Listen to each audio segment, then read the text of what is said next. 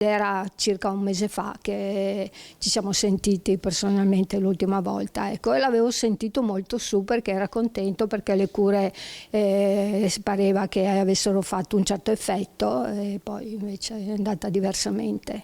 Oltre a essere un sindaco, per me era stato anche un amico, naturalmente, perché è una persona seria, una persona su cui si poteva contare. E questo era la cosa importante quando si amministra. Speranza Marostica, sindaca di San Zenone dal 1999 al 2009, ricorda così Luigi Mazzaro, scomparso domenica dopo una malattia a 78 anni.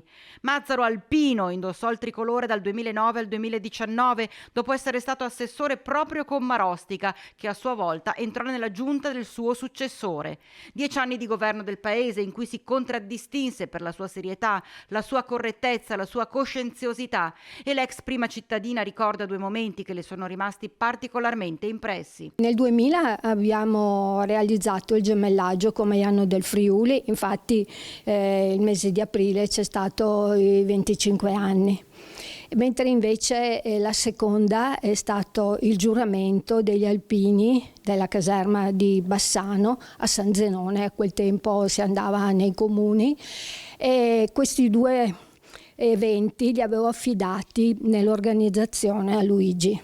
Che era alpino pure lui. Sì, era alpino anche lui, però la sua precisione aveva portato egregiamente a termine questi due grandi eventi per San Zenone. Mercoledì prossimo, il 25 giugno alle 16, nella chiesa di San Zenone, si svolgerà il funerale di Mazzaro e il sindaco Fabio Marin, che ne ha preso il testimone, ha dichiarato per l'intera giornata lutto cittadino, una figura che lascia un grande vuoto. È stato proprio lui infatti a farmi indossare la fascia da sindaco il giorno della mia elezione, ma soprattutto il vuoto che lascia me lo ricordo proprio per le parole che lui ha usato sia in quel giorno sia anche nei giorni che sono seguiti, perché con tutti i consigli e suggerimenti che mi aveva dato come già sindaco.